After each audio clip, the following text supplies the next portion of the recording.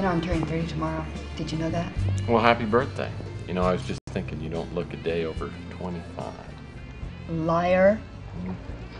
I don't know. I've just been feeling very stuck lately. You know, I cannot remember the last time I was surprised by anything. Can you? The last time I was surprised was by you. Well, you know what I mean. I'm just surprised that we're able to stay good friends. I've been thinking about moving.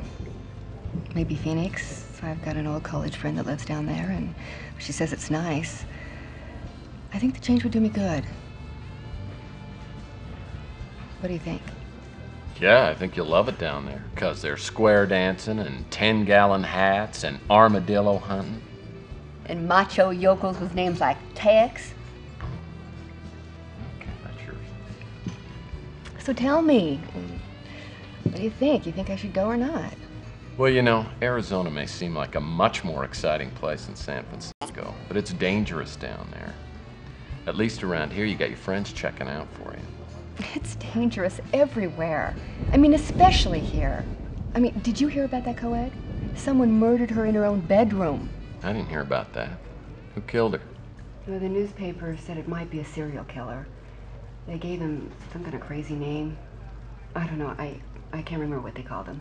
Well, doesn't that stuff scare you? I mean, I'm a tough guy, and it scares me.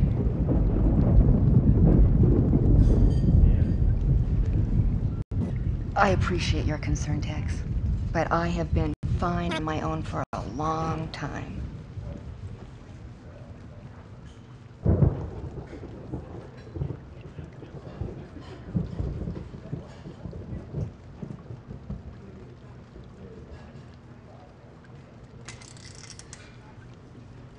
Looks like the rain's letting up.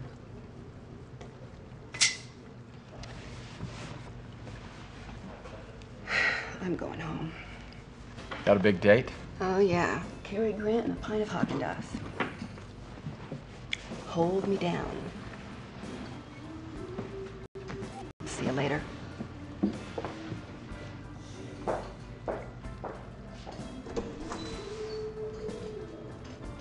What a schmuck. What?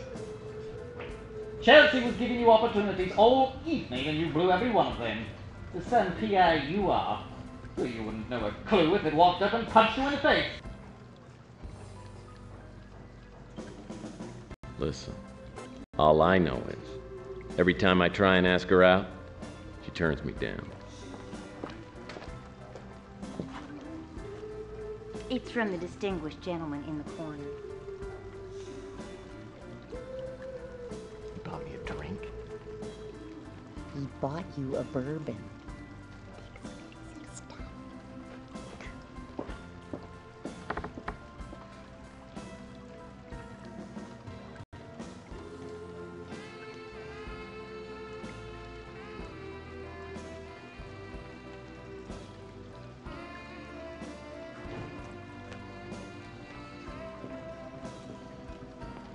Oh, good evening, good evening. Gordon Fitzpatrick is my name. Please sit down, sir. You know, I am not in the habit of eavesdropping, but I do believe I heard someone say that you were a private detective. That's right. I'm a licensed private investigator. Oh, delightful. It's a pleasure indeed to meet you, and your name? Murphy. Tex Murphy. Tex Murphy. Well,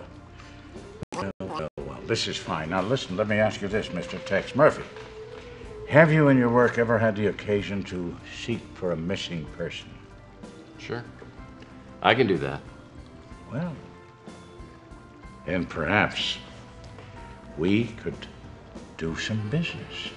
I think we can work something out. My office is just around the corner, the Ritz Hotel. Why don't we go there?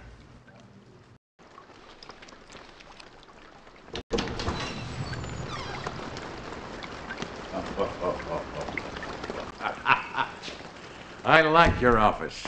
Oh, yes, the ambiance is very authentic. Reminds me of those, those old detective stories that I used to watch when I was a kid. I'm sure that at any moment, Sam Spade is going to come marching through that door, but then who needs Sam Spade when I've got Tex Murphy standing in front of me? Did you always want to be a private eye? As far back as I can remember. Mm-hmm. Why don't you have a seat, Mr. Thank you. Fitzpatrick? Yeah? While all the other kids were logged on to Sesame Street Interactive, I was reading Hammett and Chandler. It must be quite an exciting life. Oh, it's got its moments. Don't get me wrong, it's not like the movies.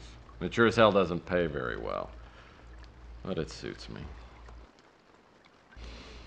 So what can I do for you, Mr. Fitzpatrick? Well, I'm trying to find an old acquaintance of mine, Thomas Malloy, Dr. Thomas Malloy. The last official address for him that I have is the Ritz Hotel. Now, do you happen to know him? Can't say that I do. It's very important that I find him. You know, let me give you a little background. For many years, I was a research scientist and I worked alongside Dr. Malloy. But about 20 years ago, maybe, I guess something like that, our paths diverged and I lost touch with him and he with me. And then very recently, I saw a photograph of him in a local newspaper. Now, it's a strange thing how time is such a natural equalizer, makes us appreciate the faces from one's past. At any rate, the older gentleman in that photograph is Dr. Malloy. And I contacted the newspaper to find out where the photograph had been taken. It was at the San Francisco Technical University. Well, I hiked right out there, got to the campus, and decided to look the man up and surprise him. Even with that photograph, no one recognized him, no one knew his name. But then I received a strange phone call by a young woman named Sandra. The man I knew as Thomas Malloy, she knew as Tyson Matthews. She seemed quite uncomfortable talking on the vid phone, so I suggested we meet. She never showed up for that appointment. You never heard from her again? You know, it's strange. But this simple, whimsical wish of mine to get together with my old friend has materialized into, I don't know, I feel a sense of impending doom. I fear for the young woman, and I fear for my friend, Dr. Malloy. It sounds interesting. I think I can look into this for you. Thank you. Now you'll have to refresh my memory. How much is your fee? How does it work? I charge $500 a day. Of course. Plus expenses. Naturally.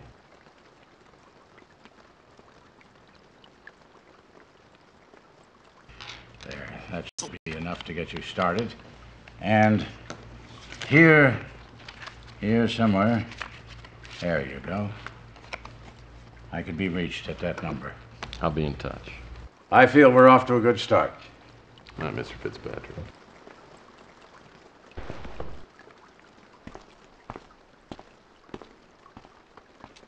This is the first cash I've had in months.